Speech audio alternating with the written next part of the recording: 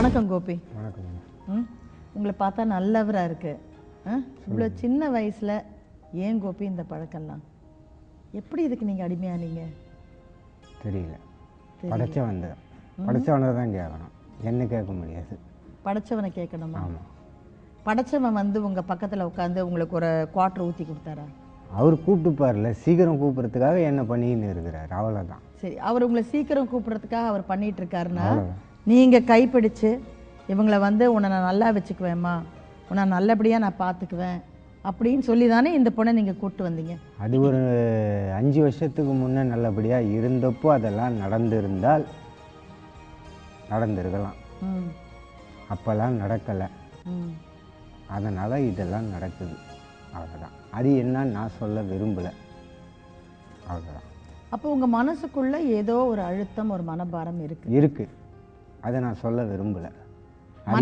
பேசலாங்கிற நிகழ்ச்சிக்கு இல்லை மேடம், என்னோட அது போயிடணும். அது அவளையும் குத்தி காட்டக்கூடாது, என்னோட போயிடணும். அது அதான் நீங்கள் அவங்கள குத்தி காட்டக்கூடாது, ஆனால் உள்ளுக்குள்ளேயே வச்சுட்டு நான் வந்து கரையா மாதிரி அரைஞ்சு சாகுறேன்னு சொல்கிறீங்க, அவ்வளோதான்.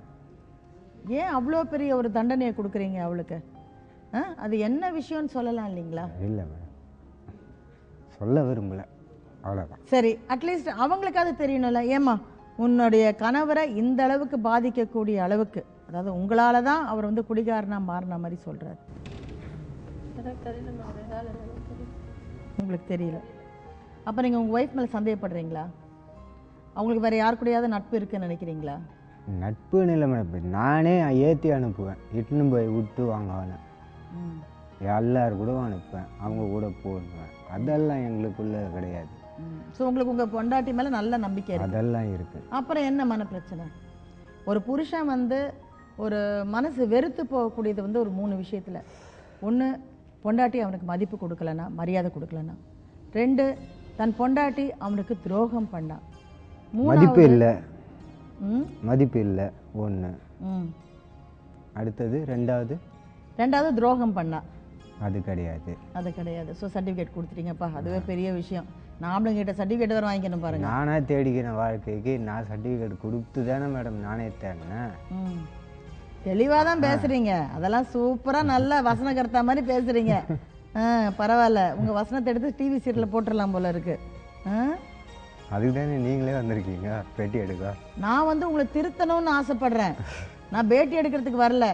என்னால் ஒரு கடுகளவாவது உங்கள் மனசுக்குள்ள ஒரு வித்தியாசத்தை ஏற்படுத்தி உங்கள் மனைவியோடு நீங்கள் திரும்பி சந்தோஷமாக வாழ்ந்தா நான் அவ்வளோ சந்தோஷப்படுவேன், ரொம்ப சந்தோஷப்படுவேன். ஏன்னா 2 ஆண் சிங்கத்தை பெற்று வச்சுருக்கீங்க, 2 பிள்ளைங்க, 8th ஒருத்தன், 4th ஒருத்தன். இன்னும் ஒரு 4 வருஷம் கஷ்டப்பட்டிங்கன்னா அந்த பையன் வந்து +2 உங்கள் தோள்கிட்ட நிற்பான். ஒரு தந்தையாக வந்து அவன் உங்களை உயர்ந்து பார்க்கணும். இவன் ஒரு பொறுக்கி அப்படின்னா பார்க்கறது அதுன்னு நடந்துங்குது. இப்போ அதுக்கு காரணம் யாரு? காரணம் வந்து எங்களுக்குள்ள நடக்கிற பிரச்சனையும் அங்கே போயிடுது, பசங்க கிட்ட போயிடுது. அதே 4வது படிக்கிற பையனும் என்ன கேள்வி கேட்குறான். எவ்வளோ பெரிய வீட்டில் இருக்கீங்க? ஒரு இதை விட இதே ஸ்டெப்பில் இன்னொன்று இருக்கும். ஒரு ஹாலு, கிச்சனு, பெட்ரூம். ஸோ அந்த நீங்கள் என்ன எதிர்பார்க்குறீங்க? வீட்டில் சண்டை நடந்தால் அது அந்த ஹால்லையும் கேட்கக்கூடாது. பசங்க இல்லாதப்போ நடக்கிற பிரச்சனை மேடம், அது போயிடுது. பசங்க இல்லாத போது உங்களுக்குள்ள நடக்கிற பிரச்சனை கூட பசங்களுக்கு போயிடுது. ஆமாம், அதை உங்கள் பொண்டாட்டி சொல்லிட்டு தான் நினைக்கிறீங்க. என் பசங்க கிட்ட யார் மேடம் சொல்ல போகிறாங்க? சொல்கிறீங்களாம்மா? அம்மாவை தவிர யார் மேடம் சொல்ல போகிறாங்க?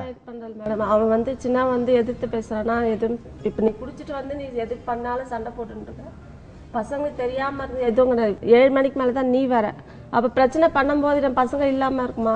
பசங்க வர்றது 7:45 பசங்க கேட்காம இருக்குமா? பெரியவன் வந்து கொஞ்சம் எதுவுமே பேச மாட்டான், சின்னவன் வந்து துடுக்கா எடுத்து கேள்வி கேட்பான், எங்களையும் கேட்பான். யாரா இருந்தாலும் தப்பா இருந்தா அப்பயே கேட்டுருவான். இவரன்னு இல்லை, யாரா இருந்தாலும் கேட்பான். சின்னவன் துடுக்கா பேசுவான், சும்மா அடிச்சு சாவடிச்சிரு அப்படிதான். சின்னவன் ரொம்ப துடுக்கா பேசுவான், பெரியவன் வாயே திறக்க மாட்டான். இவர் வந்து சும்மா கேட்டுனே இருக்கும், அவனுக்கு கோவம் வரும். அவனுக்கு சொல்லிட்டு நீ வெளில போ, நீ வெளில போன அந்த பிள்ளைக்கு என்ன இது வரும். நான் ஏன் வெளில போனா நான் திருப்பி கேட்பேன், அது இவனுக்கு கோவம் வருது. அந்த வார்த்தை வர அளவுக்கு வச்சுக்கிறவனு நீதான். கோபியே ஒரு சிறந்த பேச்சாளராக இருக்கார். அவரே வந்து இவ்வளோ கருத்தோட பேசுறாரு. இவ்வளோ வந்து ஒரு சீர்திருத்தவாதி மாதிரி பேச்சுகள் எல்லாம் இருக்கும்போது அவர் மகனுக்கு இன்னும் எவ்வளோ இருக்கும் இல்லைங்களா? அவன் எதிர்த்து கேட்கறதால அவனை பிடிக்க மாட்டேன். அவனுக்கு பிடிக்கிறது இல்லை. கோபி தன் 2வது மகன் மோகன்குமார் தன்னை மதிக்கிறது இல்லைன்னு சொல்கிறாரு. என்னை பொறுத்த வரைக்கும் குழந்தைங்க பெற்றவங்களை மதிக்கணும்னா பெற்றவங்களும் அதுக்கேற்ற மாதிரி நடந்துக்கணும். இந்த பழக்கத்துலேருந்து எப்போ வெளில வரலான்னு இருக்கீங்க? வந்துடுவேன் மேடம், கூடிய சீக்கிரம். வரணுங்கிற எண்ணம் இருக்கா? இருக்கு. உங்கள் பிள்ளைங்களோட மனைவியோட சந்தோஷமாக சராசரி மனுஷனா உங்களை கூட்டிகிட்டு பழைய கோபியா உங்களை முதல்ல எங்கேம்மா சந்திச்ச? முகப்பேரில். 5 வருஷம் சின்சியராக லவ் பண்ணவங்க. இவங்கள மாதிரி யார் லவ் பண்ணவங்களோ இருக்க மாட்டாங்க. அந்த அளவுக்கு லவ் பண்ணாங்க 2 பேரும். சுத்தாத இடம் கிடையாது. ஆனால் கல்யாணம் ஒரு இடத்துக்கு கூட்டிகிட்டு போகல. கல்யாணம் ஆகிறதுக்கு முன்னாடி எல்லாத்துக்கிட்டுன்னு போயிட்டு வந்துட்டான். கல்யாணம் கூட்டிகிட்டு போகல. அது வந்து கல்யாணம் ஆன உடனே இந்த ஆம்பளைங்களுக்கு தெனாவிட்டு நம்ம பொண்டாட்டி தானே இருக்கட்டும் அப்படின்னு இல்லைப்பா, எல்லாத்தையும் நம்ம ப்ராப்பர்ட்டி எங்கே போகுது இருக்கட்டும். எல்லாத்தையும் முன்னாடி செலவு பண்ணிட்டோம்ல, பின்னாடி பொறுமையாக செலவு பண்ணலாம். செலவு காசு இல்லைங்கிறீங்க. பசங்கள்லாம் வளர்ந்த உடனே செலவு பண்ணலாம் எல்லாத்தையும் சேர்த்து. அதுக்கு நீங்கள் நல்லா இருக்கணும்ல. நீங்கள் பாருங்க, நீங்கள் ஒரு மாதிரி ஊருக்குள்ளஞ்சு போய் சாப்பிட்றதே கிடையாது மேடம். தண்ணி அடிச்சுட்டு வந்துட்டானா சுத்தமாக சாப்பிட்றது கிடையாது. அப்படியே பேசி பேசி பேசி பேசி தன்னை மீறி தூங்கிடுவான். சாப்பிட்றதே கிடையாது. அது சாப்பிடலன்னா என்ன ஆகும்? அந்த ஆல்கஹால் உடம்புக்குள்ளே போனால் என்ன ஆகும்? வெந்துடும். அந்த இப்போ சாப்பாடே கிடையாது. அவனோட பழைய ஃபோட்டோலாம் பார்த்தா நமக்கு வயிறு எரியும். அந்த அளவுக்கு இருக்கும் அவன் கல்யாண ரிசப்ஷன் ஃபோட்டோலாம் பார்த்தா. என்னென்ன மாதிரி விஷயங்கள்லாம் உங்களுக்கு கோபத்தை உண்டாக்கும்? என்னை யாரும் டென்ஷன் பண்ணக்கூடாது, அவ்வளோதான். என்னெல்லாம் பண்ணால் டென்ஷன் ஆகும்? எனக்கு ஆப்போசிட்டாக பேசக்கூடாது மெயின். நானும் தப்பாக பேச மாட்டேன். தப்பாக ஒரு வேளை பேசி இருந்தாலும் அதை அப்புறம்தான் சொல்லணும். அப்போ சொல்லக்கூடாது. அப்போ சொல்லக்கூடாது. அதே சமயம் சொல்லி அதே பிரச்சனை பண்ணால் கண்டிப்பாக அப்பயே டென்ஷன் ஆகும். டென்ஷன் ஆனால் என்ன பண்ணுவீங்க? டென்ஷன் ஆனால் வீட்டில் பிரச்சனை வரும். என்ன மாதிரி பிரச்சனை? பிரச்சனை அதை இந்த மாதிரி இப்போ வாயிலே இப்போ திட்டிக்கின்னு இருப்பேன், அவ்வளோதான்.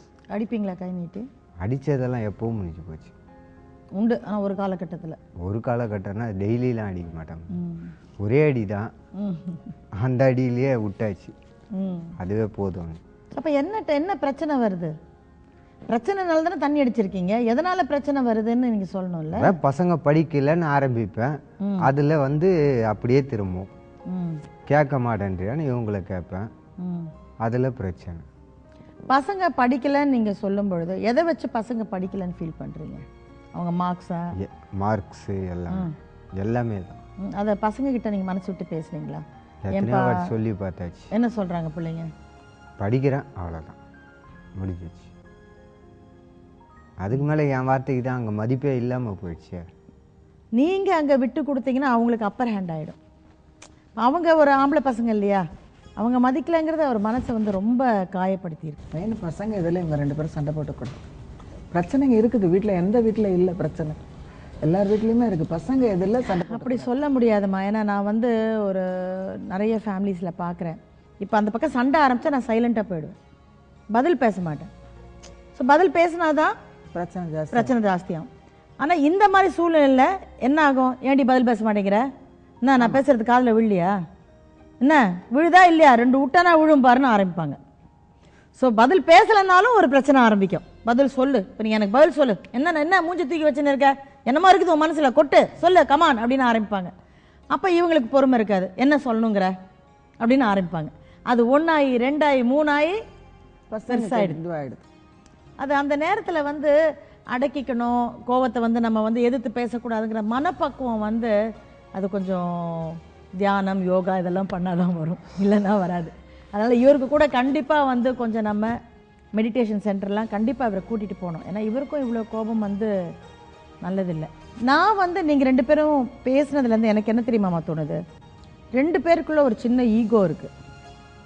அந்த ஈகோ வந்து இவங்கக்குள்ளே வந்து, ஏன்னா அவங்க வந்து நேர்மையானவங்க, நேசித்து அவரை கல்யாணம் பண்ணியிருக்காங்க. அதுக்கப்புறம் 2 குழந்தைய கஷ்டப்பட்டு வளர்த்து அவங்க வேலைக்கு போய் குழந்தைங்களை காப்பாற்றிட்டு இருக்காங்க. அவரும் 3000 ரூபா கொடுத்துக்கிட்டு இருக்காரு. இருந்தால் கூட அது மட்டுமே பத்தாது. 2 பேரும் சேர்ந்தாதான் அந்த குடும்பத்தை வந்து காப்பாற்ற முடியும். தன் கணவர் இன்னும் செஞ்சிருக்கலாம், செய்யலையே. ஏன்னா அவங்க வேலைக்கு போகிற இடத்துல நல்ல சந்தோஷமா இருக்கக்கூடியவங்களும் பார்ப்பாங்க. சம்பாரிச்சிட்டு வரும்போது நீ தண்ணி அடிச்சிட்டு வரும்போது நீ தண்ணி அடிக்கிறக்க செலவை வந்து வீட்டுக்கு கொடுக்கலான்னு தோணும்ல, அதனால தான் பிரச்சனை வர்றது. நீ வந்து சம்பாரிச்சிட்டு தண்ணி அடிச்சிட்டு வரும்போது அவன் என்ன கேட்குறா, நீ இந்த தண்ணி அடிக்கிற காசை குழந்தைங்களுக்கு கொடுத்தா என்ன நான் செய்வேன்லன்னு அவ கேட்குறான். கண்டிப்பாமா, யாரா இருந்தாலும் கேட்பாங்க. தண்ணி அடிக்கிறதுனால அந்த சூழ்நிலையில எந்த பெண் இருந்தாலும் கேட்பாங்க. கோமதிலாம் தேவையில்லை, நானா இருந்தாலும் கேட்பேன். யாரா இருந்தாலும் சூழ்நிலை கேட்பாங்க. ஏன்னா இன்னைக்கு விலைவாசி அப்படி இருக்கு, பயங்கரமா இருக்கு விலைவாசி. என்ன வெளியில நினைச்சா மாதிரி வந்து ஒரு போன்விட்டா டப்பா வாங்க முடியுதா, ஒரு ஹார்லிக்ஸ் வாங்க முடியுதா? என்னங்க ஒரு சராசரியா குடும்பத்துக்கு வந்து இன்னைக்கு எல்லாமே வந்து நம்ம போய் ஒரு மளிகை கடையில் வாங்கிட்டு வரோம்னா காய்கறி விற்கிற விலையில பசங்களுக்கு ஒரு நல்ல சாப்பாடு சமைச்சு போடணும்னா பத்தலைங்க.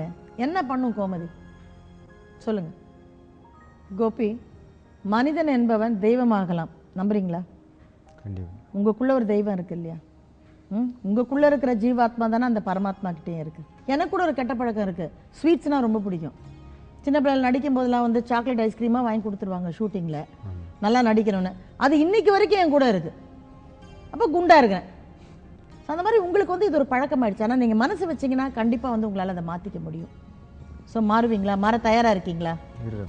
கோபி நம்மளுடைய மனமிட்டு பேசலாங்கிற இந்த நிகழ்ச்சியில் கண்டிப்பாக நான் மாற தயாராக இருக்கேன்னு சொல்லியிருக்காரு.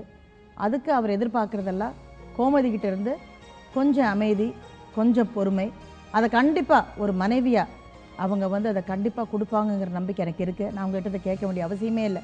ஏன்னா ஒவ்வொரு மனைவிக்கும் தன் கணவன் திருந்தணும், நல்லா இருக்கணும், அவன் உடல்நிலை நல்லா இருக்கணும்னு தான் ஆசைப்படுவாங்க. இல்லை நான் வந்து ஒரு 200 ரூபாய்க்கு பழம் வாங்கிட்டு வந்தால் எனக்கு வச்சுக்கிறேன், நீ டெய்லி எனக்கு அந்த பாதாம் பருப்பை தண்ணியில் போட்டு கொடு, நான் சாப்பிடணும், பாடி பில்டிங் பண்ணுறேன்னு சொன்னால் ஒய்ஃப் ரொம்ப சந்தோஷப்படுவாங்க.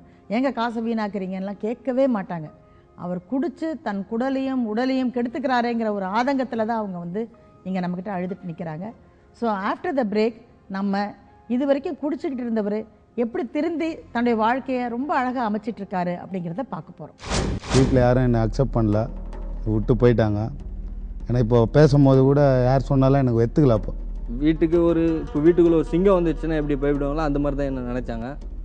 அவங்க கரெக்டாக போனாங்க. அது ஒன்று எங்கள் அம்மா கிட்ட ஆல்ரெடி எங்கள் அம்மாவை தான் கூப்பிட்டு போய் விட்டது.